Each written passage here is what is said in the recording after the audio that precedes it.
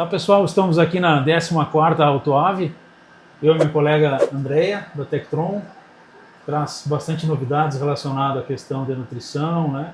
Acho que a Andrea está um pouco, cada vez mais recorrente, novas pesquisas para o entendimento da integridade intestinal. A gente sabe que é o grande motor, né, que movimenta, é o que faz muitas vezes a produção da lucro ou não. E cada vez mais eu acompanho o trabalho de vocês relacionado ao desenvolvimento de novos aditivos, a esse entendimento, né, e muitas vezes de potencializar uma microbiota benéfica, de a gente conseguir alcançar os melhores resultados em integridade intestinal.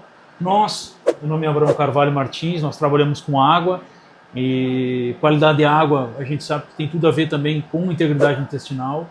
Muitas das doenças a gente sabe que podem vir via água ou muitas vezes algum desequilíbrio, né, que possa estar vindo da água. Eu não sei, eu acho que seria oportuno, né, esse encontro na Autoave, de saber de vocês da nutrição, né, como vocês encaram e nessas andanças que vocês fazem Brasil ou fora, essas oportunidades de melhoria relacionadas à água e, por consequência, a integridade intestinal que vai afetar diretamente aí o trabalho de vocês na nutrição. Perfeito. Sem dúvida, Abrão. Muito obrigada. Tá? Eu sou Andrea Massuqueto, sou gerente técnica de avicultura na Tectron, que é uma empresa de nutrição animal, localizada em Toledo, né, no Paraná. E o tema, sem dúvida, é muito oportuno, porque nós trabalhamos em frentes distintas, né, muito relacionado, né, à American na questão de tratamento de água, né, que é fundamental, que é um dos fatores que nós deveríamos olhar mais e cuidar mais na avicultura. E, enfim, eu acho que por uma questão assim do direcionamento da maioria das empresas, a gente olha muito para ração, para níveis, para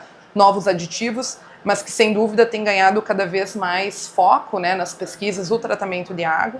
Então eu acho que a grande ideia assim, é de trazer duas pessoas de empresas diferentes, mas que no fim acabam trabalhando em conjunto por um mesmo objetivo, que é a melhoria, né, de saúde de uma maneira geral, né, do animal, e que hoje um dos principais temas que vem sendo discutido na avicultura é integridade intestinal, saúde intestinal. Então a ideia é fazer um bate-papo, né, Abrão, sobre os principais pontos que a gente tem visto, né, tanto na questão de tratamento de água, quanto algumas oportunidades que a gente tem via ração, digamos assim, né, aditivos ou mesmo nutrição, para melhorar nesse sentido.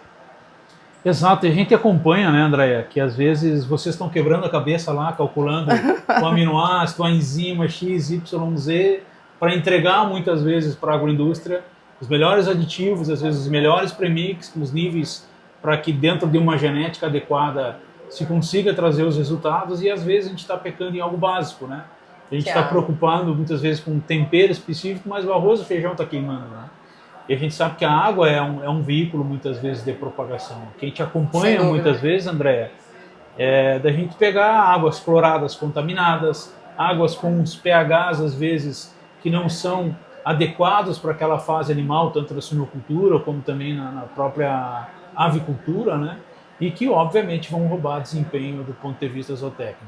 E, assim, até por curiosidade, eu tenho visto muito essa questão da diversidade dos tipos de água que se tem no Brasil. O Brasil é um país continental, né, com diferentes características, e nós temos algumas regiões do Brasil bastante desafiadoras, né, no que diz respeito à correção, principalmente do pH, né? O que você tem visto a respeito? Exato.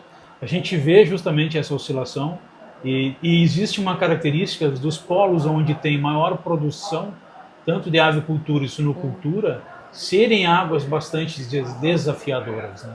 Do ponto de vista de qualidade físico-química, do ponto de vista até mesmo microbiológico, que são regiões onde tem aves e suínos, tem fertirrigação com dejeto suíno, tem contaminação muitas vezes de lençol freático e por aí vai. Mas uma oscilação também físico-química. Recentemente nós fizemos um trabalho, até nós publicamos na Braves, em que a gente foi acompanhando mês a mês, durante um ano, várias granjas, com águas superficiais, águas de poço, e a gente conseguiu observar não só a oscilação da questão microbiológica, mas a oscilação físico-química também. Ou seja, dentro de uma granja, às vezes tu tem um pH de 6, e com a mesma água, a mesma granja, em determinado período do ano, tu tem um pH de 8. Então, para vocês que trabalham com nutrição, eu acredito que seja uma informação valiosa. Sem dúvida. Né? Porque existem situações em que muitas vezes, vocês vão pegar o caso aqui de suinocultura, ou muitas vezes uma ração inicial aí para a questão de pintinho, de frango de corte, né? Onde tu precisa estimular a pepsina para digestibilidade proteica. É um momento em que o animal muitas vezes ainda tem déficit de ácido clorídrico, né? Uma fase específica, e às vezes a água está entrando com pH de 9. Por melhor balanceado que seja essa nutrição, é algo em que vai dar uma barreira para essa questão de desempenho. Então a gente vê uma oscilação muito grande, a gente vê também, Andréia, uma falta de cultura muitas vezes das agroindústrias de coletar água e fazer análise. Normalmente é uma análise por ano. O que é obrigatório, digamos assim, não o que seria recomendável. Exato.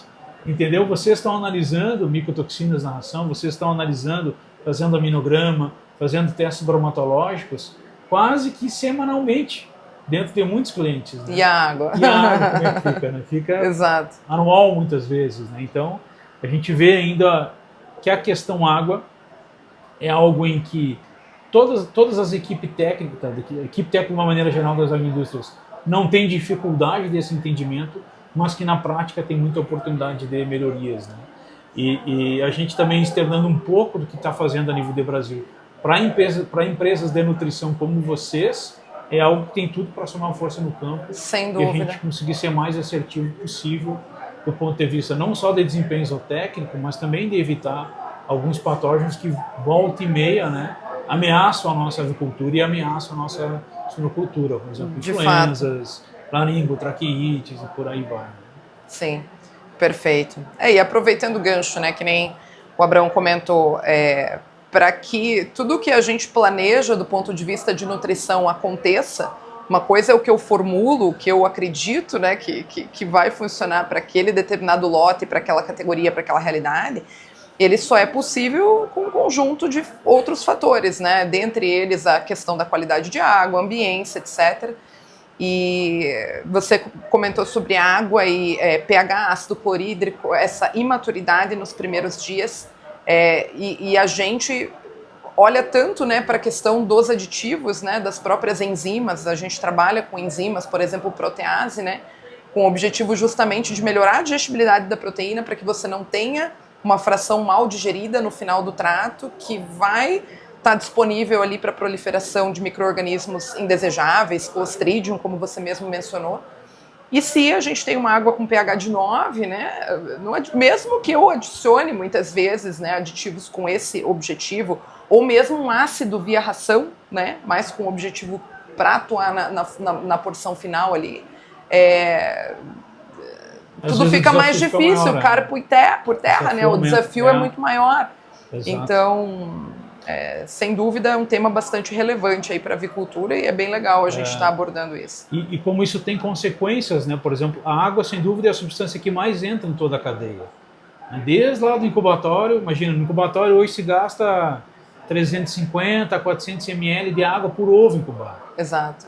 O frango consome 12, 13, 14 litros de água. Pensando no 2, não é bem 2 para 1 mais, né? Mas por aí. Exato. O metabolismo mudou muito também a questão genética. Come né? porque bebe. Exatamente. Então tu tem hoje genéticas diferentes, por exemplo, quem trabalha com aves reprodutivas, né? Com perfis diferentes em termos de metabolismo, da linha macho para a linha fêmea. O próprio frango, né? Tem genéticas que na primeira semana o metabolismo é mais acelerado que as outras. Que as outras, exatamente. Então isso também oscila nessa questão de um maior ou menor consumo, né? E como isso interfere, cada cadeia depende da outra. Vou te dar um exemplo de uma visita que eu fiz recentemente numa agroindústria, em que eles tinham um problema muito grande de ordem de dureza de ar. Isso dentro do incubatório. E a dureza, ela impactava na cristalização dos minerais, carbonato de cálcio principalmente, e interferia nas trocas e no controle de temperatura dentro de incubadoras e dentro de nascedouros. E o que acontecia? Gerava-se um bioclima por o equipamento não estar funcionando adequadamente e nascimentos muitas vezes dispersos. E no campo, principalmente na primeira semana, esse pintinho sofria com essa janela de nascimento, né? Diferentes reabsorção de gema, que interfere diretamente muitas vezes no resultado. Vê que são pequenos detalhes em que vai se impactando muitas vezes toda a cadeia que interferem no teu compromisso com nutrição, como também no cara da sanidade, que muitas vezes um pintinho que não absorveu a gema corretamente está mais susceptível a uma não cicatrização, muitas vezes de umbigo, e muitas portas de entrada aí a patógenos que podem estar dando uma dureza de dentro do incubatório que vai refletir nessa situação. Se eu estou atendendo, por exemplo, um cliente que relata essa questão, né, de uma variação, pelo que eu entendi, né, muito grande em janela de nascimento de pintinhos, né, e até bioclimas, né? Bioclimas diferentes, e que condição ele está chegando de desenvolvimento de pintinho no primeiro dia, eu jamais ia imaginar que tem a ver com água, né? Exato. A gente ia pensar em N outros fatores de incubação. E aí a gente já naquela primeira semana, naqueles primeiros dias, na verdade, né, que o trato gastrointestinal do pintinho é imaturo e que ele vai se desenvolver mediante consumo de água, de ração, mas de uma maneira muito dispersa, isso vai ter uma correlação direta, altíssima, com o peso dele a 7 dias e com tudo que a gente está fazendo, né, do ponto de vista de nutrição na primeira fase. Então, realmente é muito, muito interessante essas relações, né? Andréia, prazer a gente estar conversando aí em mais um Atuave, né? Mais um Atuave. Relembrando que nós já nos conhecíamos em outros. É verdade. E bom evento para nós aí e obrigado por esse bate-papo. Sem dúvida. Por essa troca de informações aí, tanto a parte nutricional como também a água está englobada dentro do setor de biosseguridade. É mais um pilar a ser cuidado, entre outros, né? Para gerar, vamos dizer assim, uma estrutura que o animal consiga se desenvolver, consiga pegar os melhores aditivos, a melhor nutrição, os melhores níveis balanceados aí para consiga entregar todas as suas aptidões ou técnicas. Aí. Perfeito, eu agradeço também, foi excelente o bate-papo e bom relembrar, né, que a gente estava no Atuave no ano passado, a gente até estava junto, né? A gente até estava brincando que nós vamos falar aqui. O que a gente vai falar e no fim das contas a gente consegue encontrar correlações assim fantásticas e agradeço pelas suas colocações, né, para permitir que a gente tenha tido esse bate-papo tão legal. E também a toda a equipe da Atuave pela organização do evento, que está fantástico esse ano. Eu acho que a localização, né, ficou muito legal, muito boa. Ano passado amplo, também, né? Foi bom, mas esse ano mais amplo, com a equipe muito coesa, muito preparada para receber a gente, né, e está fazendo essa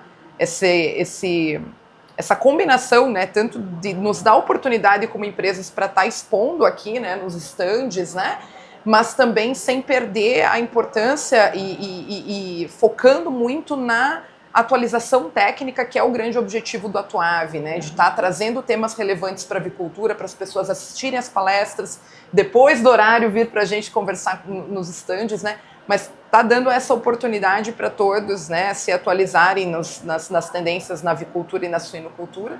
Suinocultura recente, né, acho que é o 2º ano, né? O 2º ano. Então está crescendo também o público de suínos e... De fato. Então agradeço muito pela organização e pelo convite também. Fiquei muito feliz de mais uma vez estar participando com vocês do Atuave.